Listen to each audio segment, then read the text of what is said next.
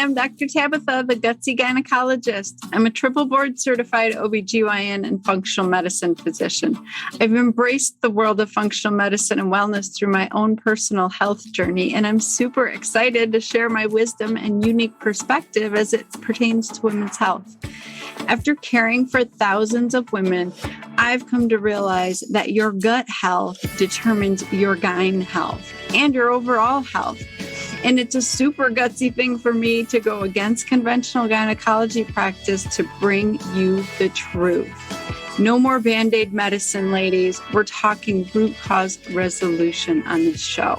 So if you're struggling with hormone imbalance, weight gain, period issues, anxiety, insomnia, you name it, then you've come to the right place. And I want to be your gutsy gynecologist. So welcome. Welcome back, ladies. I'm so excited for this episode. My beautiful and super wise friend, Cynthia Thurlow, is coming out with her new book, Intermittent Fasting Transformation. I'm so excited for her. And she's back on the podcast to talk about this today because this is for all women. And the beautiful thing is Cynthia has broken it down into what season you are in your life. It depends on if you're cycling or if you're in perimenopause or menopause or if you're postmenopausal. So it really is a way of living for us as humans. I mean, you look ancestral to the beginning of time. We were created to feast and famine and to be able to be metabolically flexible, to be able to burn fat for fuel or carbohydrates or sugar for fuel.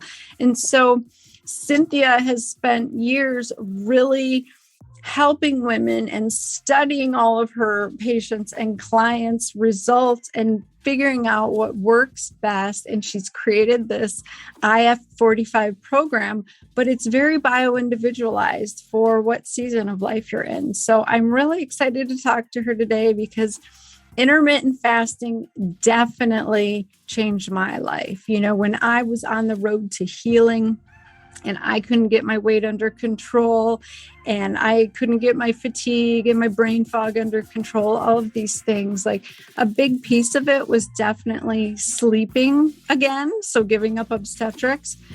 But the bigger piece was my food. I was eating like all day long, all hours of the night. You know, imagine I would be woken up at 3 a.m. for a delivery. I would have to go into the hospital and I would just grab what's at the nurse's station because I'm bored. I'm wasting time sitting around waiting for the baby to come, waiting to check the patient again or whatever.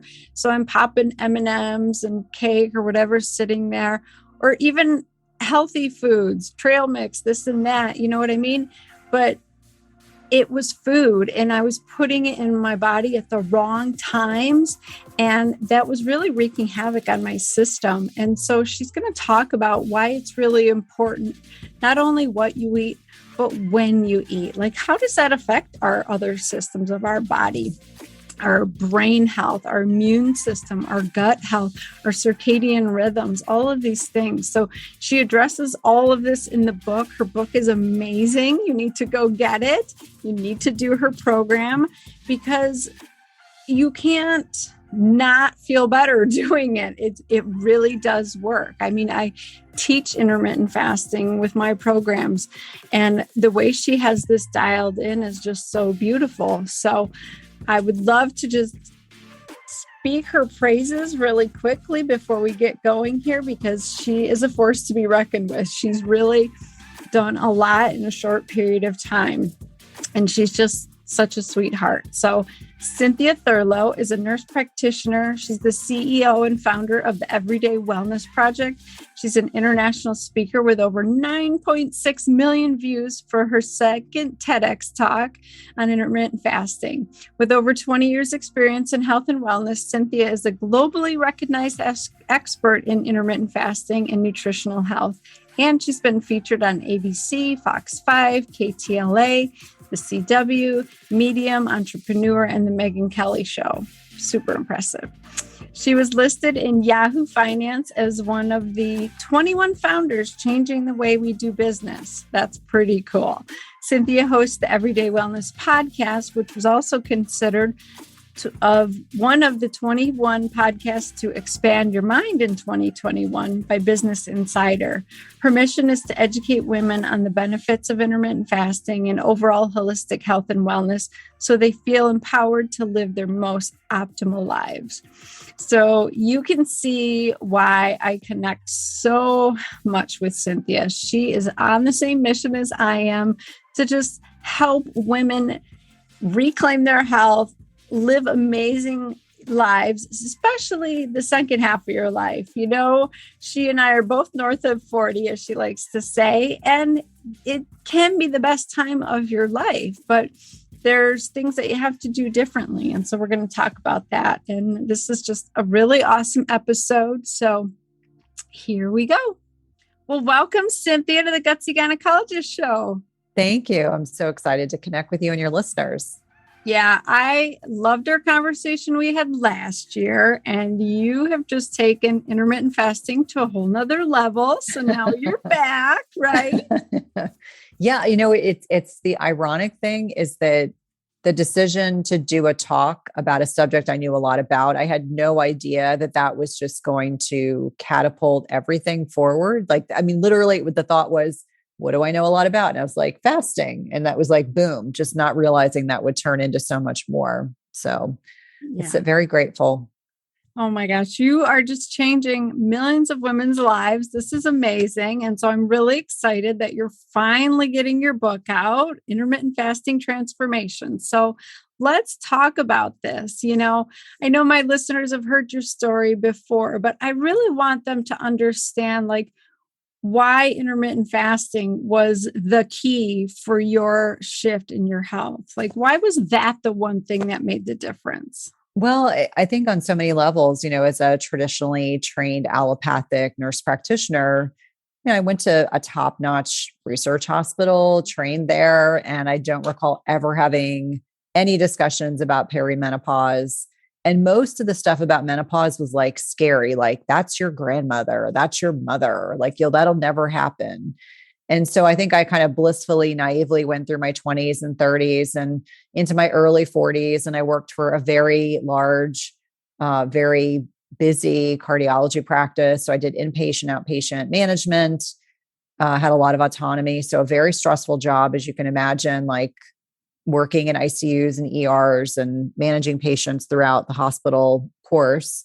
And on top of that, I had a husband who did a lot of international travel. I had 2 young boys, and I probably wasn't getting enough sleep. And I was probably doing the wrong types of exercise given where I was in time and space. But again, I had never heard the term perimenopause. Honest to God, I mean, I think about this now and it just makes me feel naive.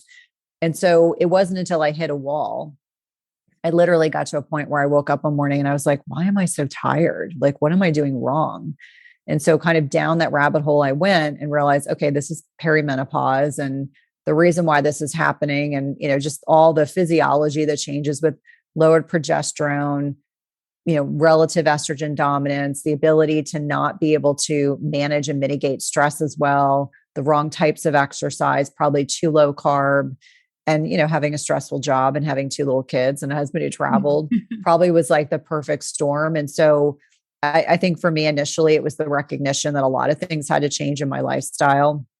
I'd always been a healthy eater. I'd always been active, but I started like putting on weight. And when you're 5'3", you know, 5 or 10 pounds makes a big difference in how you look and how you feel in your clothes. And so, you know, from my perspective, I think fasting in many ways was one strategy of many that I embraced. And I felt comfortable and confident doing it because I read, you know, Jason Fung's book. And I was like, okay, here's another allopathic trained healthcare provider who's using this successfully. And so initially it was just the N of one. It was really just me, but I started feeling so much better so quickly that it was the recognition that maybe this is a strategy that will be helpful for other people. And so I left clinical medicine in 2016, which is hard to believe. That's almost 5 years ago. And, you know, in my traditional, I'm going to leap and then worry about it later fashion, you know, I almost immediately started attracting women that were at the same stage of life, people who felt ignored, and felt that the kind of traditional medical establishment was suggesting things like synthetic hormones, antidepressants, an IUD, an ablation, a hysterectomy to control symptoms, when so much of what they were experiencing could be mitigated in many ways by changes in nutrition and lifestyle medicine and maybe eating less often. And so that was another rabbit hole I kind of fell down. And I was having a lot of success with the women that were coming to me in my practice, my outpatient practice. And I was really just focused on lifestyle medicine. I wasn't prescribing medications. I wasn't really doing that much anymore. And it just occurred to me that there was a lot of value in what I was teaching. And so that's initially how that started. But what came from that as an introvert, which a lot of people are surprised to hear that, is that I decided I wanted to challenge myself. And so part of the challenge was I'm going to do a TED Talk. And so the very first talk I did was on perimenopause, which I can retrospectively say now I was really embarrassed to do a talk on that because in my head, I didn't feel 47. I didn't feel 47. So I was like, how could I possibly be talking about being close to menopause? And so at the same time I accepted that talk, within a month, I was offered a second one. And they said, you can't do the same topic. It has to be something else. And so honest to God, I looked at my husband and said, what do I know a lot about? And he said, fasting. And I said, okay, I'm going to do it on fasting. And then they asked me to do it on would I do a slant towards women? And I said, absolutely. And so I had agreed to 2 talks, did one in December of 2018, did the second one in March of 2019.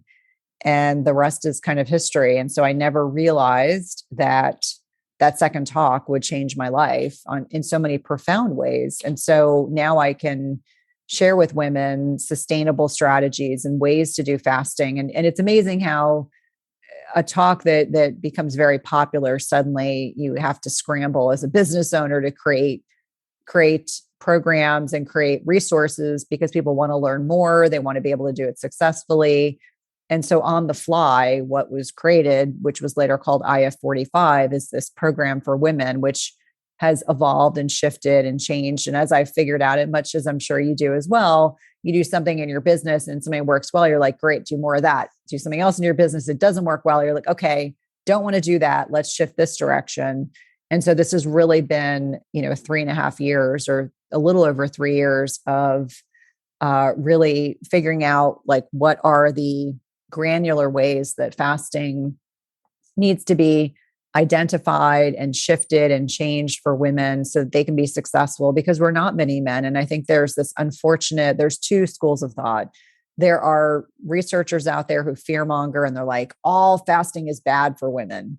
And then you have men, there's mostly a lot of the people that you think about in the fasting space are men, and many of them are applying the same principles that they use with men to women. And we're just a bit more complicated in a wonderful way. It's what makes us unique. And so I like to kind of take a middle ground and say, yes, fasting can be successful. We have caveats depending on where you are in your life and stages. There are different ways that we fast. And so that's a lot of what the book talks about, is what makes us unique, why we need to fast differently. And I don't address the fear mongers. I just like to, mention to people that there are people out there that are anti-fasting, and that's okay. They're entitled to their opinion. I couldn't agree more with anti-fasting as just a healthy way of life. I completely agree that is how our genetics and our body's chemistry was designed to function. We didn't have grocery stores on every corner 1,000 years ago.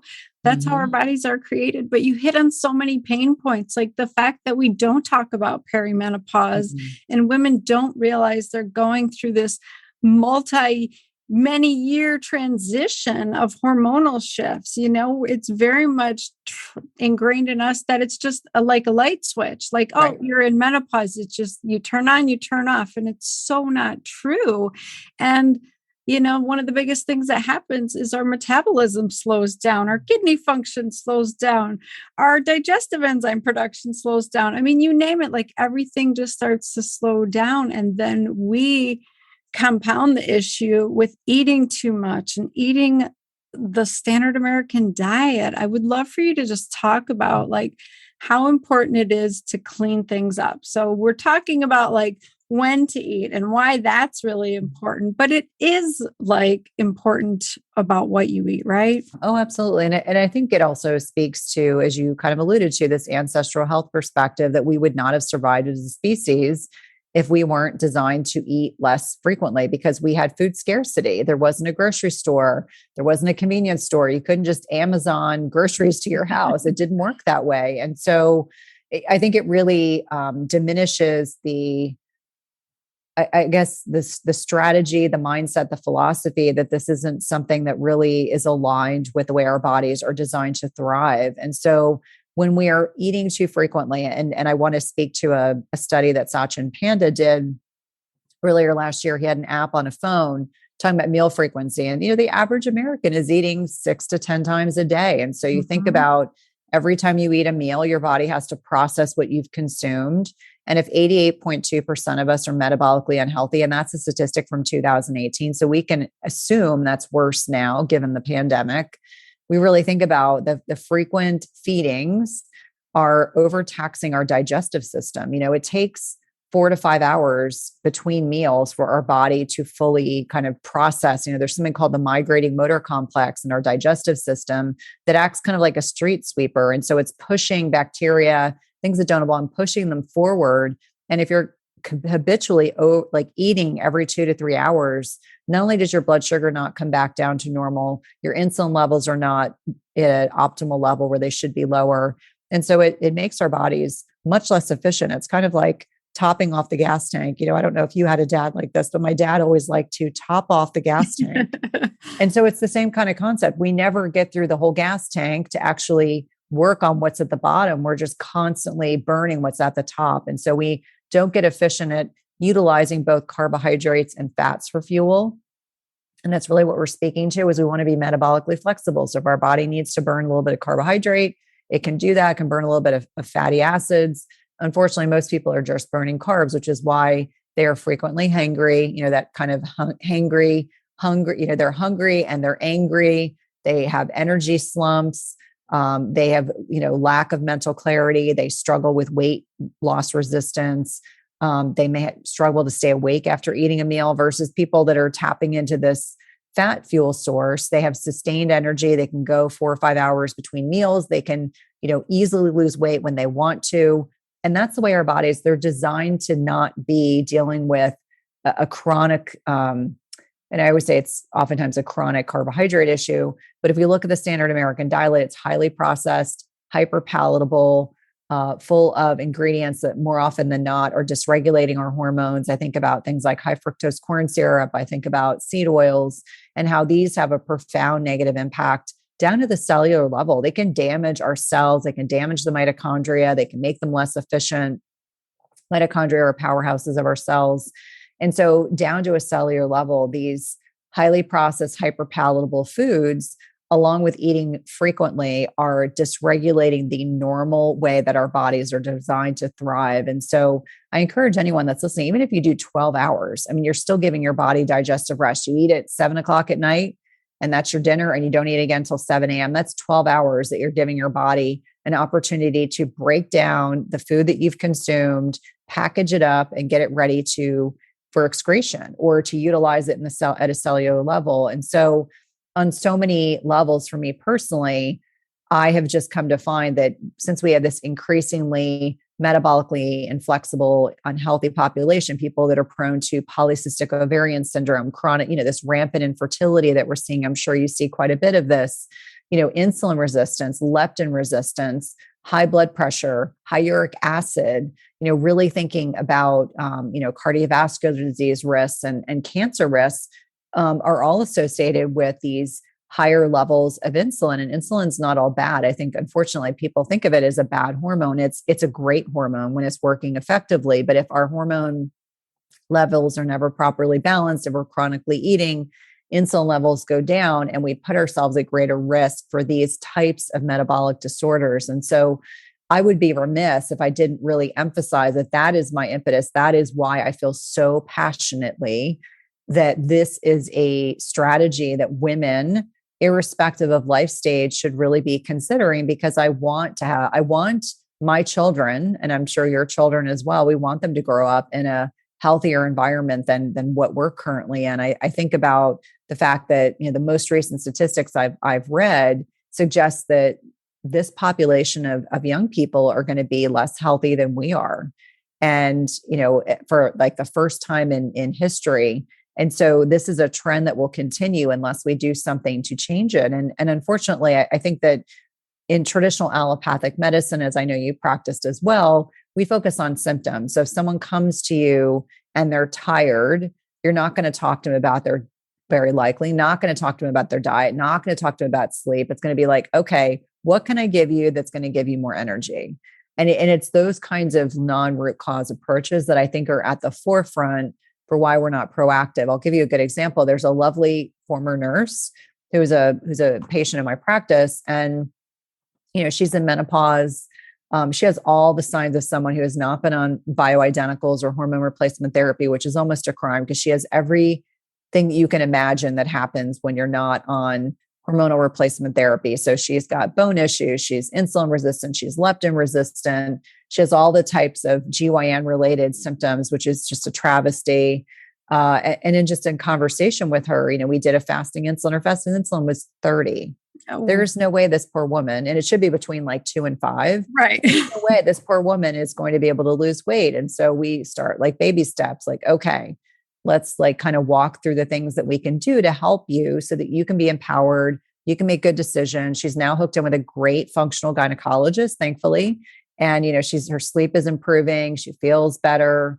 But I just think we're missing the mark with women. And certainly, this discussion is not geared to just perimenopause and menopause, but I kind of feel like women north of 35 and 40 in many ways, and I'm using their terminology, they feel forgotten, they feel silenced, they feel marginalized. And so in many ways, I want them to have the ability to take their power back and to be able to make good decisions so that they will have high quality of life in, perimenopause, menopause, and beyond, and not feel like they have to just accept things as they are. That's one of those limiting beliefs that really is a source of irritation for me, because on so many levels, I feel I don't want women to think that they just have to accept everything that happens with age. I mean, we all will get older, right? I mean, I look different now than I did 15 years ago, but I have so many wonderful things that are in my life. I'm sure you probably feel the same way, that some of the vanity metrics, I worry less about those. And a lot of what I think about looking to the future is I want to be able to keep up with my very active boys, and I want to be able to travel, and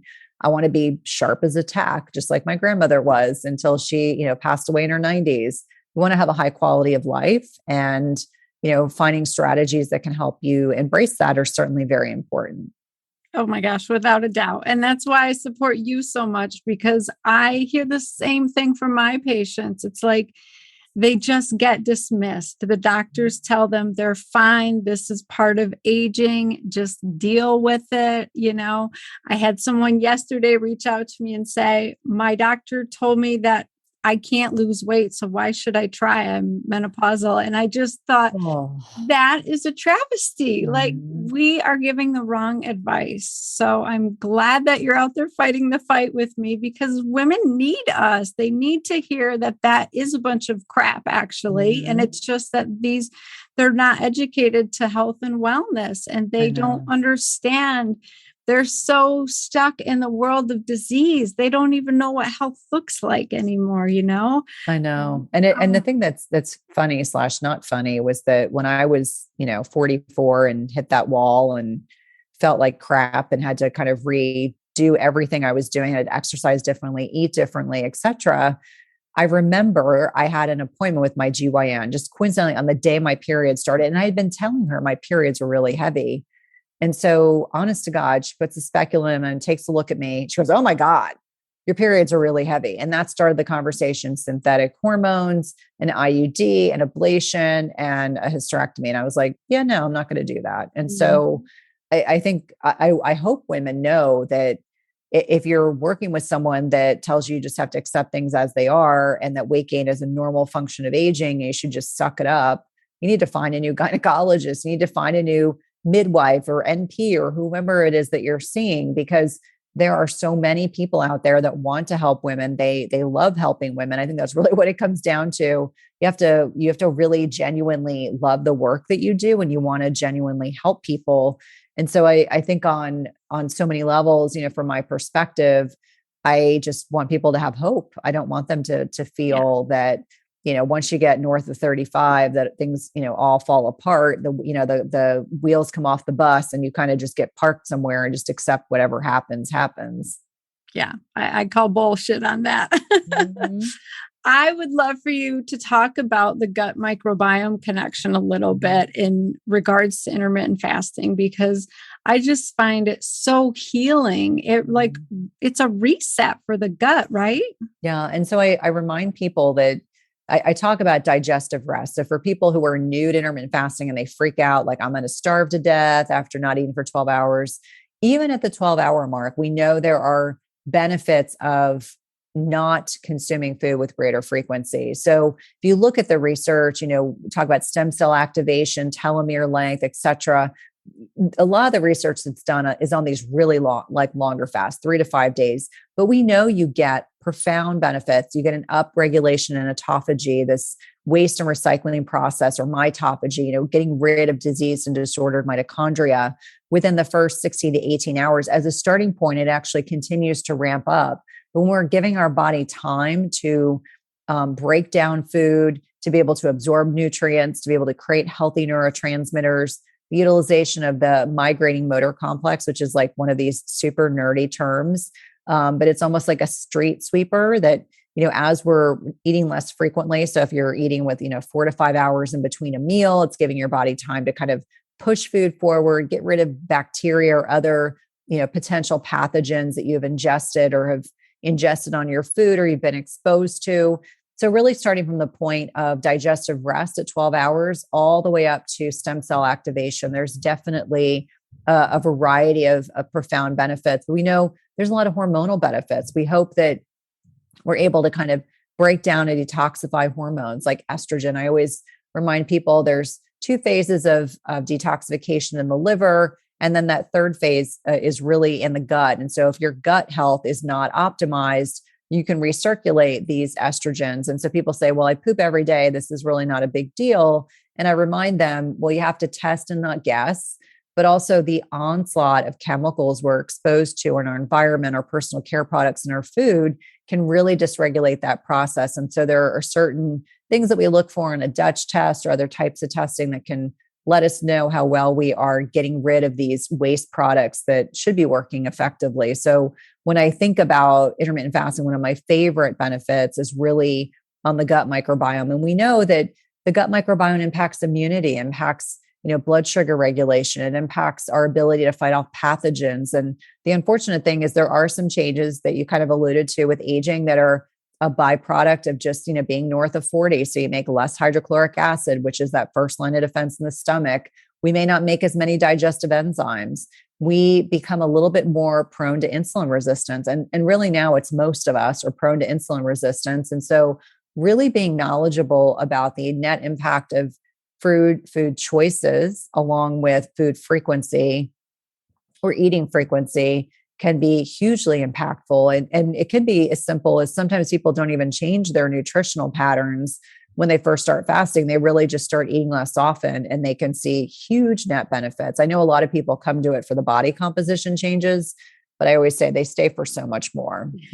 Exactly. They stay because they have energy and, less brain fog. That's a big thing I want to talk about. Like that was one of the key things I noticed.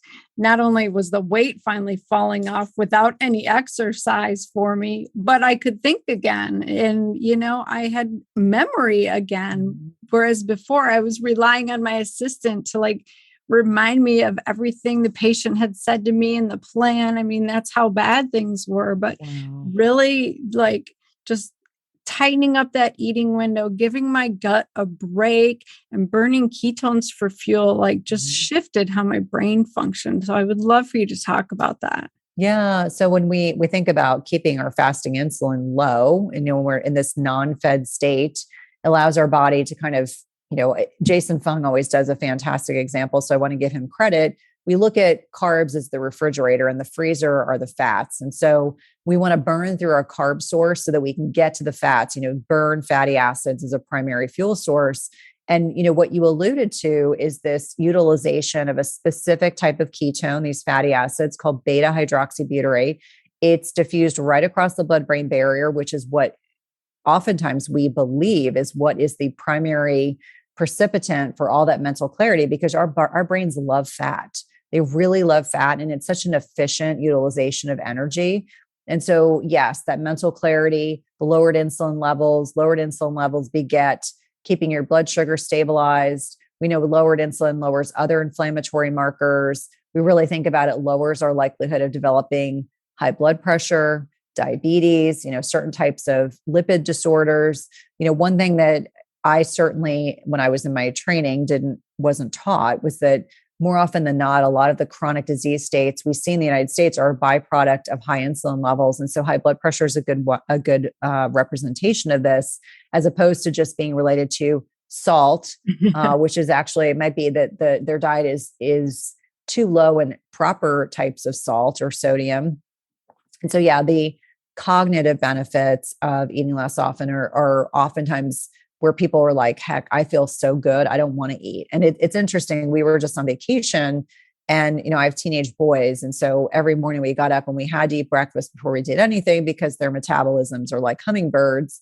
And so when I'm on vacation, I will switch things up. And so I was like, okay, I had a salad for dinner. So I'm actually going to I had a big omelet, and I had some potatoes with it and a little bit of fruit. So, but we were having a very active day. I remember saying to my husband, I did get sleepy. It wasn't the wrong choice of food. It's that my body is so unaccustomed to eating that early in the day that I just felt like everything felt off the entire day. I was like, okay, tomorrow I'm going to have an egg white omelet. Let's see if it's a little less heavy, I'll feel better. But I think when your bodies are kind of primed on using ketones as a fuel source, and for some people that may take longer. Like, obviously it sounds like you felt pretty good almost immediately. I know I did as well. But for people who are, insulin resistant or leptin resistant, it may take a little bit longer. I oftentimes will say it may take you 3 to 6 weeks to feel like you're fully fat adapted, meaning your body is able to switch in between using carbs and fats as a fuel source. Most Americans are cruising along with carbohydrates. They'll struggle with, weight loss resistance, that hangry, sensation that we kind of alluded to. And so it's really, really important for people to understand it may take time. It may not be instantaneous, may not be in a week or two. You may need to pull on some training wheels, as I affectionately call them, because when we think about the things that will not break a fast, it's, black coffee, bitter teas, water. And unfortunately, there's this misnomer that bulletproof coffee, you can have bulletproof coffee till the day you die.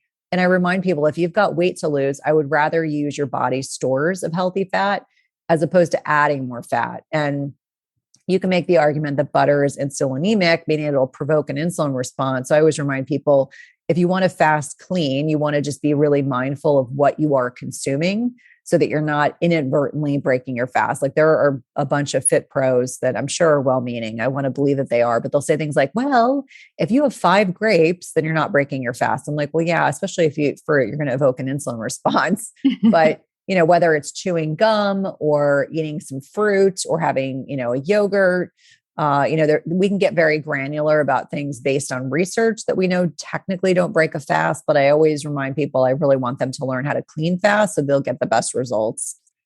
Yeah, exactly. Especially if they're trying to lose weight, because you can burn the fat that you're intaking. You'll still be in ketosis, like you mentioned, with bulletproof coffee, but you're not tapping into your fat stores and burning your fat for fuel. So you're not going to lose weight. I mean, it's just, just intuition. Yeah. So many important, amazing points. Oh my gosh. I just think that this is the way of living for women all north of 40. Like, literally, this is how your body best functions. I mean, the evidence is clear. And I see time and time again, as soon as that estrogen starts to drop, everything shifts. And, it might take 3 to 6 months to really reverse insulin resistance and prediabetes and those cardiovascular changes you were talking about. But it can be done. I see it every day in my patients. Like, we just do follow-up labs. You got to follow. You have to see your trends and what you're looking like. And the change is amazing. Wouldn't you agree? Oh, I totally. And I think it's also empowering. Like people feel like they Yes. learn a sustainable strategy that they can adjust and be flexible with if they go on vacation or there's a party. We again just got back from vacation and I definitely had some dessert. I mean, obviously in Costa Rica, their desserts are not like as sweet as they are here, but there were definitely nights and I wear a continuous glucose monitor so I can see exactly how my body responds. But we were so active. I mean, there was a photo I took of my Apple Watch one day, and it was like we had done 22,000 steps in one day. And I was like, oh my gosh, that's unbelievable. But I was like, I feel zero guilt having this teeny tiny dessert, especially after being so incredibly active. But I agree with you that unfortunately, we've got a culture that wants instantaneous gratification. Like they want a pill or a potion or a powder that's going to give them the results that they need to invest into a strategy that may take 2, 3, 6 months to be fully kind of actualized. And I think the more weight loss resistant someone is, the more metabolically deranged they are. And I don't mean mentally, metabolically deranged. Yeah. And you may have to do more testing. You may have to dig deeper. Like I have women that will come into this program, I have 45, and they're frustrated because at, week 3, their best friend has lost 10 pounds and they've lost none. And I just remind them, I'm like, you have to dig deeper. Like it may be that you have to really clean up your personal care products. It may be that you have to, did you have a mold exposure? Is your sleep terrible? That's one of the first things I tell people. If you can't sleep through the night, I can't get you to lose weight. And so that Amen. kind of flips the switch that it's like, let's deal with the sleep piece first. And I always think of sleep as really being foundational. But again, it goes back to the fact that a lot of women stop sleeping well as they get closer to like those perimenopause years and this loss of progesterone, and then add in the cortisol piece. They're stressed, they wake up, they have racing thoughts. And so really kind of being mindful of the fact that the lifestyle medicine piece is so critically important. I always say, like, what's your tell? For me, if I wake up in the middle of the night, I know that my stress is not as well managed as I think it is. And so that's like almost an instantaneous need for me to, it's like, okay, what do I need to do more of? Do I need to, be really diligent about my meditation? Do I need to do more connection with nature? Good example here. It snowed here, and in the part of the country I'm in, when we get a whiff of snow, everything shuts down. We had sleet this morning and snow. So it was very appropriate for school to close. But now it's sunny outside and it's going to freeze tonight. So my kids will probably be off again tomorrow. But it's one of those things where I know that my brain was thinking about this. And I know I woke up because I was thinking I could hear the sleet on the window. And they're old enough that it's not as if my whole day gets kerfuffled if they're home, because they're pretty independent. But it's also one of those things that's reassuring to recognize, like, okay, tonight when I go to bed, I need to do more restorative stuff before I fall asleep. And so I think on so many levels, we're really conditioned our patients to ask for a pill to help with sleep when really what they need, and they may need oral or transdermal progesterone. I'm by no means not suggesting that's not helpful, but it may mean that they really have to work diligently at wind down time. Like I've actually started telling writing a prescription, like you will read for 30 minutes, a physical book, not on a device, but you are going to do that. You're going to soak in magnesium. You're going to read your book. You're going to, have blue blockers on. I mean, all the things that are telling their body, much like we did when our kids are babies, like it's time to go to sleep. It's time to gear down. Let's get you into the parasympathetic, out of the fight or flight. Have you read the book, Breath? No, I haven't. So James Nestor. So I started reading it and then I put it aside, and then I moved a couple of times and forgot about it, but I'm actually interviewing him in a couple of weeks. And it's fascinating. He does this really deep dive into all these things that impact the parasympathetic versus sympathetic and breath. So obviously it's appropriate, but even like alternate nostril breathing, like I think if you suppress your right nostril, it'll kind of upregulate the parasympathetic. I mean, it's fascinating. I was like, oh, I can't wait to try this tonight. Yeah. So all sorts of things that you can do to support your body that don't involve like more prescriptions. Although again, I want to be really clear. Most women in perimenopause and menopause need some progesterone on board because that will help with sleep for sure. Yeah, they just don't need addictive sleeping pills that don't actually give them restorative REM sleep, right? It's like this false fake sleep, and it's not good. No, Not at absolutely all. not. I know for me, it's like I'll wake up if I've drank alcohol or I've eaten a snack before bed. That blood sugar drop wakes me up every time. I'm hot and sweaty. It's miserable. And, you know, as gynecologists, we're trained, oh, that must just be your estrogen. It couldn't possibly be anything else. And it so often is related to our blood sugar. So I think that's so important. Oh my gosh. Alcohol is definitely a problem. I don't know if you see that, you know, with the pandemic, but I feel like there's this incredible like wine drinking culture and there's no judgment. I mean, I grew up with a parent that was an alcoholic, so I've never been a big drinker, but the one thing I found in perimenopause was anytime I had alcohol, it didn't matter if it was a martini or a glass of wine, I otherwise wouldn't have hot flashes. The hot flashes started. We know that it suppresses melatonin, it increases cortisol, it dysregulates your blood sugar. We don't make good decisions when we've had too much alcohol, unfortunately, which then, you know, begets the carbohydrates, which then dysregulate the blood sugar more.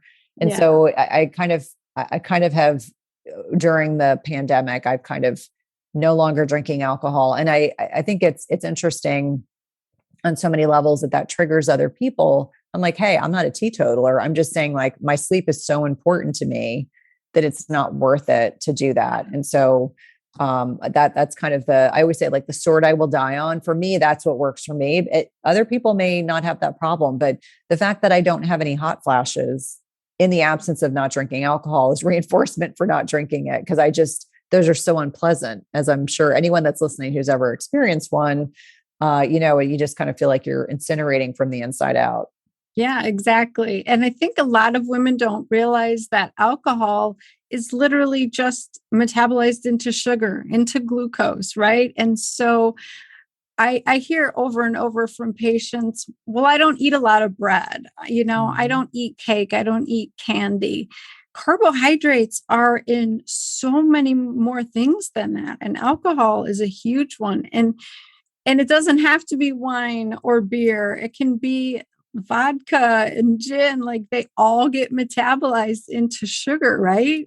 So it's all affecting you. Yeah. And our body will metabolize the alcohol first at the expense of storing all the other food we've consumed in fat. And so I remind people like the way that our body processes alcohol is as a toxin, like it's considered to be a toxin. So it's going to get the highest priority. And I remind people, I'm not saying not to drink, just acknowledge that that's part of the process. And so maybe at 20 and 30 and 35, not a problem. All of a sudden at 40, your sleep's off and you don't think a big deal about it. And then as you start getting a little older, it really becomes hugely problematic. I mean, I'm from a family that really likes wine. And so, you know, I just gotten to a point now I carry around a bottle of sparkling water and some kombucha. And so it takes the pressure off of me because most of the time they think I'm drinking something alcoholic and I'm not. Put a lime wedge in it. It looks like something completely else. But the point I'm trying to make is really empowering women to make the decisions that are best suited for them and their goals. And I think for most women north of 35, 40, alcohol can be a huge problem. And I think the pandemic has not done us it's really done us a disservice because a lot of people, they've struggled to cope with a lot of things we have no control over. And so I think that the wine culture has probably upticked. In fact, I met a lovely couple when we were away on vacation and the wife was talking about this menopause belly that she was frustrated with. And, she's like, I couldn't eat the way that you do. And I said, well, and that's okay, because I don't feel like I like the way I eat. I don't feel like I'm at all deprived in the way that I eat. And, she was making the point of saying like, I really love wine. And I said, that's great. Just recognize that wine can be the reason why you might be feeling like you have all this weight loss resistance. So maybe just investigate that, maybe with your provider at home. And, she came up to me later and said, you're the first person that's ever said that to me. And I'm really going to consider reducing my alcohol intake to see if that helps, because we know that alcohol can also be pro-inflammatory. And so if you're already inflamed and it's like adding gasoline onto a fire, what does it do? It's going to, burn a little brighter. It's going to, magnify the degree of inflammation that someone has in their bodies. And again, it goes back to the same metabolic flexibility. We want to dampen, lessen, reduce the amount of inflammation in our bodies to be healthy.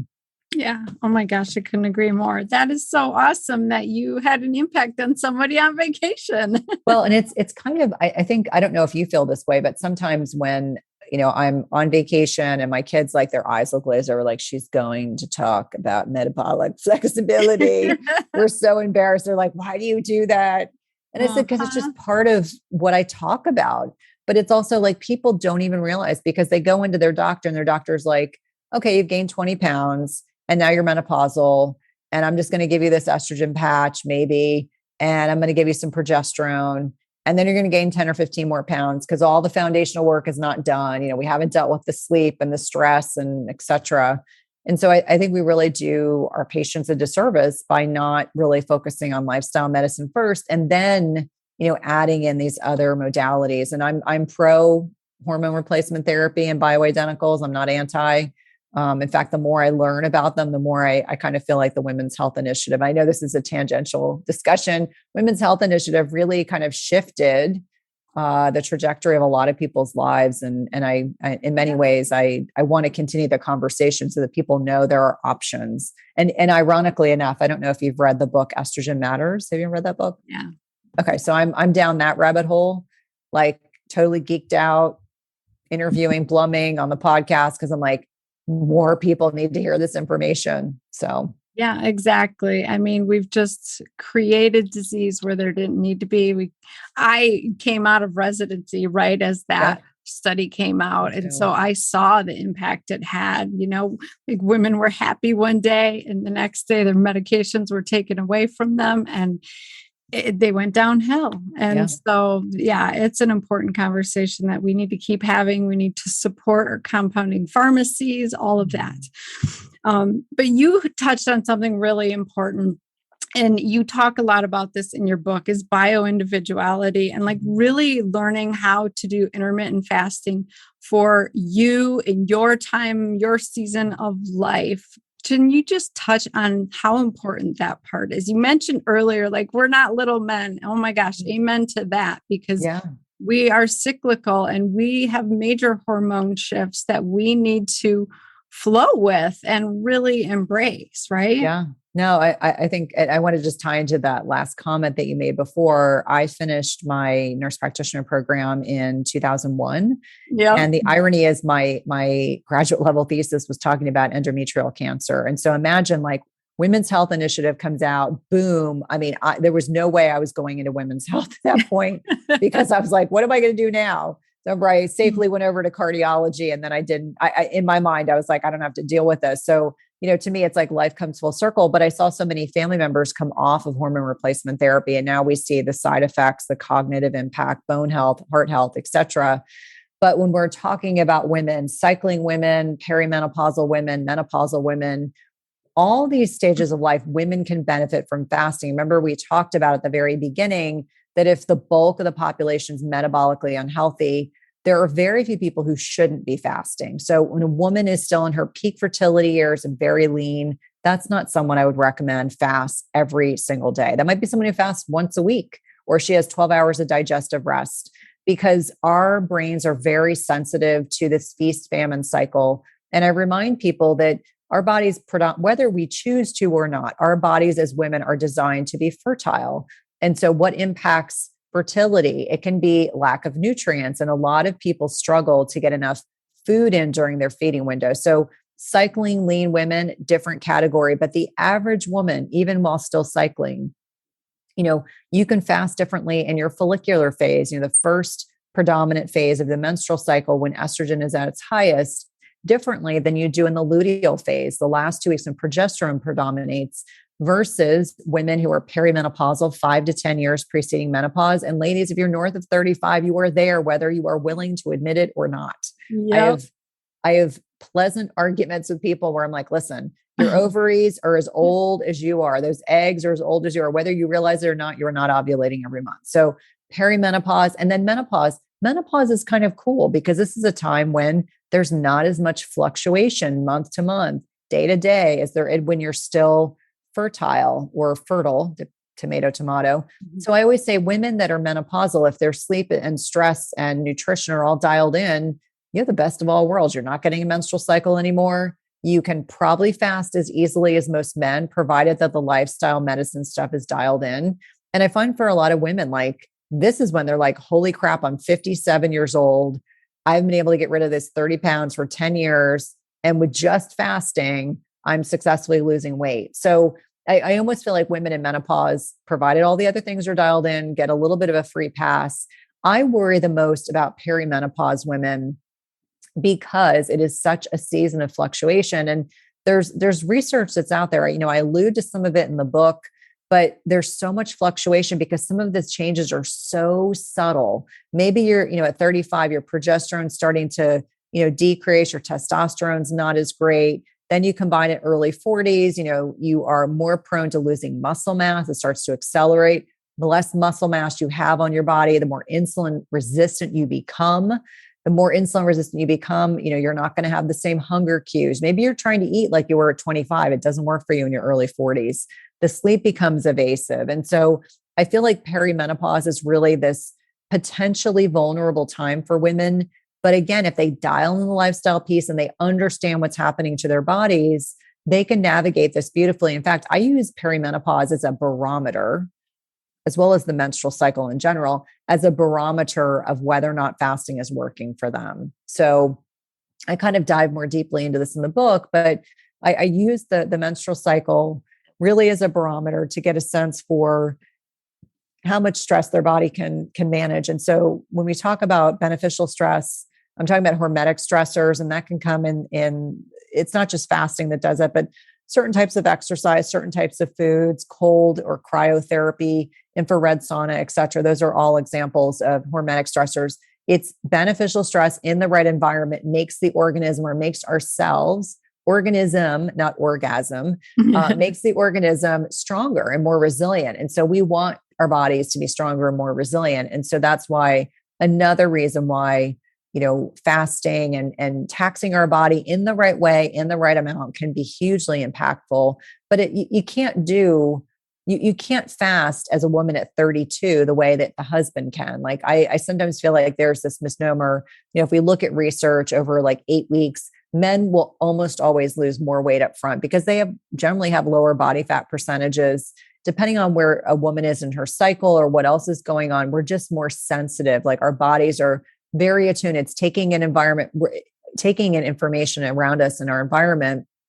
And I remind people, even if you have no desire to get pregnant, that's your body. Like physiologically, your body's like main focus is sustaining life. If there's a possibility of someone ovulating, the egg gets fertilized, and then you go on to have a fetus and a baby. But it's one of those things where I just remind people that our bodies are so complex as women, but fertile younger women that are lean have to fast very differently than women who are, still in their fertile years versus perimenopause versus menopause, all of which are talked about in the book in greater detail. But again, I go back to the same point that I don't like the fear mongering that goes on. I think it really does such a huge disservice. There are times in our lives when we can fast and times that we shouldn't. And as a good example and a relevant example, when I spent 13 days in the hospital in 2019, you better believe I didn't fast when I came out having lost 15 pounds. And, it took months and months and months to gain back healthy weight.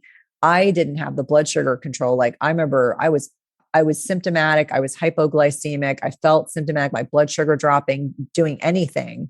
And so it took time for my body to get back to a point where it's healthy enough to be able to fast. So there are times in our lives we may not be able to fast. And there are times in our life when it's completely appropriate, but it's the acknowledgement that we have to be tuned in and aware of what information our body is providing us with. And so I'm sure you do a lot of that work with your patients, like encouraging women to like lean into what their body is telling them, which is completely the antithesis of what we're taught as providers. We're taught to be the expert, telling the patient what needs to happen. Whereas I encourage them to lean in and provide, give me input, like what's working, what is not working for you.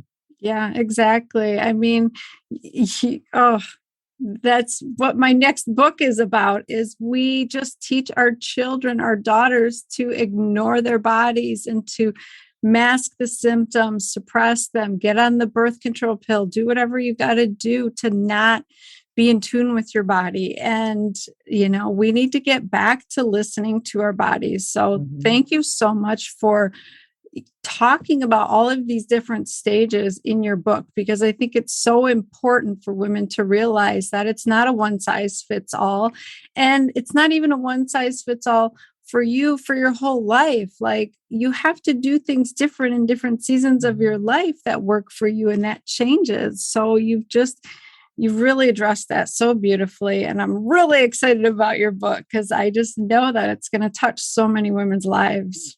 No, thank you. No, it's definitely a labor of love. That's the one thing that, my intent and my hope is that this book will be a resource and will help not only women, but also clinicians as well. Like, that's the one thing that I find, when I connect with people on social media, is that whether it's an MD or a nurse practitioner or a nurse, just saying like, I want to learn more about this because I want to be able to teach my patients. Like, there are so many providers out there that need resources and need, opportunities to be able to share resources with their patients that are written from the perspective of a clinician, but also understanding what it's like to be a patient and feel kind of lost. And certainly, pain to purpose. When we talk about the fact that we go through these things, even though I always say, like, I was so embarrassed to talk about perimenopause on a stage, and I was so just so embarrassed. Now I laugh about it. I'm like, good Lord, there's so many like worse things to have to talk about. But I think it's so important that we as clinicians are transparent about the fact that I didn't know anything about this. I thought I was, fairly woke. I thought I was fairly informed. I certainly went to a good university, and yet I didn't until I hit that wall. And yet that was what changed everything for me and got me to where I am today. Yeah. Oh my gosh. Well, thank you so much for paying it forward and just creating this. I think it's going to change women's lives. I want all gynecologists to read it and really take it in and think about doing things differently with their patients, because that is what we need to change this system. So thank you so much. Thank you for your time. And I'm grateful to connect again with your listeners. And, I am grateful that, the work that we do together allows us to inspire women to live healthier, happier lives, irrespective of where they are in their life stage.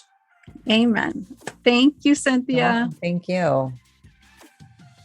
I hope you got so much value out of that episode. I love talking about intermittent fasting because it's life changing. It's life reclaiming. Like, you can get back to feeling how you did back in the day when you had the energy and the brain clarity and you just got up and you went about your day and life was beautiful. Like, you literally can have that back if you incorporate intermittent fasting in a healthy, correct way. So get Cynthia's book. Okay. You need to read this book. You need to do the IF45. And I think one of my golden nuggets from today's episode was her talking about the migrating motor complex, like this idea that after you eat, your stomach and intestines have to do this contraction, this peristalsis, and sweep all of the debris and everything else through the system. And it doesn't get a chance to do that if you're eating all of the time. So it's really important to do fasting. So that was a good key takeaway. And she does talk about this in the book. Like, she really explains how intermittent fasting benefits you from head to toe, how it benefits your brain, how it benefits your hormones and your gut and your cardiovascular system and everything else. It slows down the aging process. Like, if you want to look young, be thin, have energy, and sleep well, you need to incorporate intermittent fasting without a doubt. It needs to be a way of life and a lifestyle. But the key is how you do it, what you eat, when you are eating, and, make sure that you understand your bio-individuality and how that plays into when you should feast and famine. So that's why I love Cynthia's book so much, because she really just lays all that out for you to understand. So go get her book. Let me know what you think about it. I am so super excited for her. And be looking for me on her podcast, Everyday Wellness, coming out in the spring. So All these links are in the show notes. Follow Cynthia on Instagram. Check out her website. The links are in the show notes. And don't forget to follow me and subscribe and hit the 5-star review if you're liking what you're hearing, because that lets iTunes know that this kind of information is important to you guys and that you want to hear more of it. It's like an algorithm, they see, oh, women want to hear about women's health and wellness. And so they're more apt to push those types of podcasts and shows and things forward as opposed to suppressing them. So it's really important that we support each other as women. This is a sisterhood, not a competition. And we really help each other live our best lives together in community. So follow me at The Gutsy Gynecologist on TikTok now. Oh my gosh, I can't believe I'm doing TikTok, but why not? There's a whole amazing, beautiful world. It's not just for kids doing funny dances. I have so many amazing faith inspiring TikTokers that I'm following now. It's really awesome. And I'm just putting out educational content. I'm helping women get hormonal literacy so that they can understand what's going on in their bodies. So follow me on TikTok and Instagram at The Gutsy Gynecologist and help me make this movement huge and amazing so that we can impact women all over the country and hopefully one day all over the world to take back control, understand what's going on in their bodies, and tell conventional gynecology it's not okay what your options are, and I want a different option. So stick with me, follow me, check me out at drtabitha.com. And I want you to have a kick-ass week as usual. So I'll see you next week. Bye, ladies.